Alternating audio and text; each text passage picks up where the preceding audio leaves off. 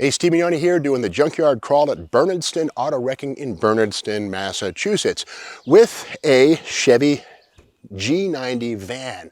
Now we know, of course, that Dodge in 1964 and Chevrolet in 1964 followed the bouncing ball of the forward control front engine van established by Ford in 1962 with the Econoline. Well, Chevrolet made these in a couple different variations, and of course let's not confuse the fact that in '61 Chevrolet did make the Corvair van, which was also forward control, but had a flat six way in the back, and it's more like a Volkswagen microbus than it is a true work van.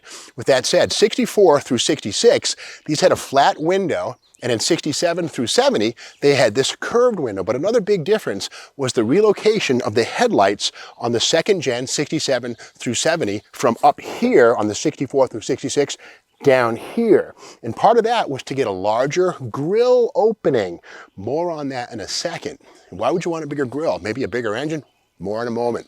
But while we're at it, we can't forget that Chevrolet and GMC both offered their versions of the van. Now, this is a GMC Handyvan brochure, and it shows all the cool possibilities inside all these different professional layouts you can have. Whatever your trade, you're ahead with a versatile GMC Handyvan. You can see here, of course, the roofing guys, the dry cleaners, the TV repairmen, all that kind of stuff. And of course, just these beautiful factory illustrations. Some have windows, some don't. On the green one, top left, that of course is the passenger version right there with seats.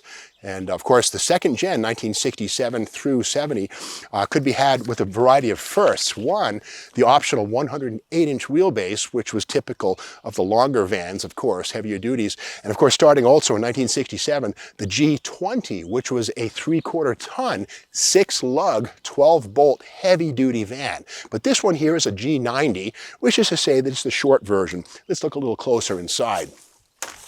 Now let's see, we'll come around to this side here. And of course, 1967 was the first year, again, for the curved windows, low headlight mounting. But 68 brought us the 4-corner reflectors. We see them here. So a 67 door is a 1-year deal without that reflector. This does have, I think, aftermarket mirrors, which have been partly destroyed.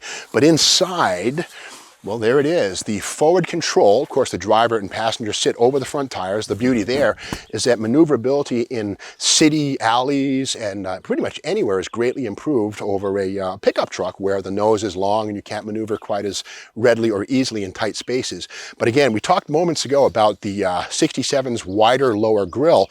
Well, also they came with a larger doghouse. That engine compartment right there between the seats became longer and wider for 67 through 70. That was all about accommodating the newly optional V8 engines, which started out with the 283 two-barrel, the 307 two-barrel, and by 1970 you could actually get a 354 barrel in one of these vans. They're very rare, but can you imagine a 255 horsepower 354 barrel station wagon engine in something with 70% of its weight over the front tires? Must have been a tire smoker.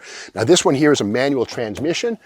There was 3-speed, and believe it or not, you get a 4-speed automatic, or sorry, manual, column shifted, or an automatic, but this was probably a 3-speed manual. The 6-banger right there in 1967 for the second generation grew from 194 to 230 cubic inches, optional 250. Not sure which one we have there, but again, that's the inline 6. But that doghouse is larger for the second gen in order to accommodate the possibility of V8s. Now, the weird thing is, the Ford Econoline was the only one of the big 3 Detroit forward control vans that didn't offer a V8 up until 68, the redesign. That's when finally the 302 came along, was available. So Ford Econoline vans up till 67 were 6-cylinder only. Meanwhile, Chevrolet and Dodge offered V8s, at least Chevy did in 67 up. Dodge, you can get a V8 from 64 all the way up to 273 or the 318. Now, of course, these have a leaf spring front suspension, 5-lug wheels. We see them here. And remember too, there was in 67 up, the optional G20 3/4 ton, 6-lug wheels. But this is the basic half-tonner light duty piece. Now I love this, the shape, the style of these things. No windows, it's kind of, it's private and secluded in a way, and also very utilitarian. But just a nice example. Now the weird thing is, we'll call this one a Chevy cab over van. Yeah, that's a Chevy cab on top of this van. Not sure how that got there, but there it is. Ain't gonna go too far, but Yeah, you know, the junkyard, it's not always a pretty place, but it's always fascinating. Now, on the back of these things, of course, we have the swing out doors full of utility.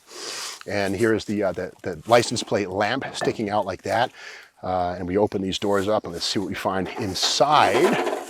Yeah, the original blue paint. Well, it's shiny inside, but not so much on the outside. But there it is again. Yeah, there's the Evil Dead was a movie with Bruce Campbell. There was one of these things on the wall. If you ever watched the movie The Evil Dead, the deer head on the wall comes to life, starts laughing at him. He's having a bad acid trip or something. But here it is again. Beyond all that, we look inside of this thing and we see, well, some weird stuff. This is a bell housing for an aluminum. It's aluminum from a Slant 6 Chrysler 3-speed manual would go right here, and there's where the starter is on a Slant 6 engine. So kind of a weird, storage spot here for stuff. It always pays to be observant in the junkyard. You never know what you're going to find. This is kind of weird. This exhaust manifold looks like it's from a V8 for sure, but if we look on the other side of it, it only has 3 holes. Is it a V6? No. General Motors, Oldsmobile, and Cadillac, I believe, V8s in the early 50s, had Siamese center exhaust ports. Believe it or not, the external cylinders had their own ports, but the 2 middle ones had to fight for the same exhaust port right there. So that was done away with as you get into the later 50s and more modern stuff. But this is a General Motors exhaust manifold, probably from a Cadillac, maybe, again, like an Oldsmobile. But again, that Siamese exhaust port on the early V8s, yeah, it's kind of what you got in the early 50s. But yeah, just cool junk in the back. Oh, a funky old carburetor. Yeah, look at this thing. This is an ancient carburetor. It's not a Holly. This is a Rochester 4-jet. And here are the 4 bowl vents right here. Kind of a weird thing, but this is one of the first carburetors from Detroit, found, of course, on General Motors products. But the weird thing about this is the cast iron foot. Look at that, the base plate is made of cast iron. The body's aluminum, but look at that monster. But the butterflies are fairly small. This is probably about a 550 CFM unit. Probably seen like an Olds 394 V8 or something like that. The GM carburetor, Rochester division. Here is the choke setter right here. You loosen these screws, turn it like that. And this speeds or slows the rate of the choke opening or closure. Kind of neat. Come around the side here and keep looking.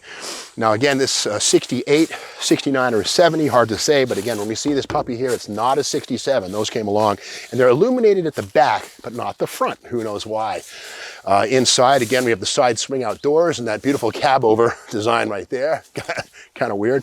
I don't want to know what's inside these bags right here, to be honest with you. There's a deer head in the back. Maybe the guts are in these bags. Not looking, not going there. Again, here's the interior on the passenger side, and pretty austere. And a lot of these, the passenger seat was an extra cost option.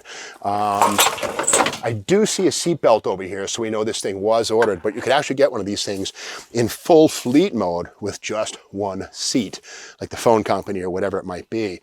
Now, the thing of it is, this, like all Chevy forward control front engine vans, were built at General Motors Pontiac, Michigan truck and bus division factory, which today is the M1 Concourse in Pontiac, Michigan. And the M1 Concourse is where Roadkill Nights happens. And basically what happens is Roadkill, David Freiberger, Finnegan, all those crazies from Motor Trend, they invade Pontiac, Michigan. The city fathers shut down Woodward Avenue in front of the former truck and bus factory where this thing was made, and they street race about an 1/8-mile track right there on Woodward Avenue. Nobody goes to jail. In fact, I've seen Leah Pritchett and Matt Hagan line up a dragster and a funny car there and actually run them down the street on Woodward Avenue in Pontiac, Michigan, right outside where this thing was made.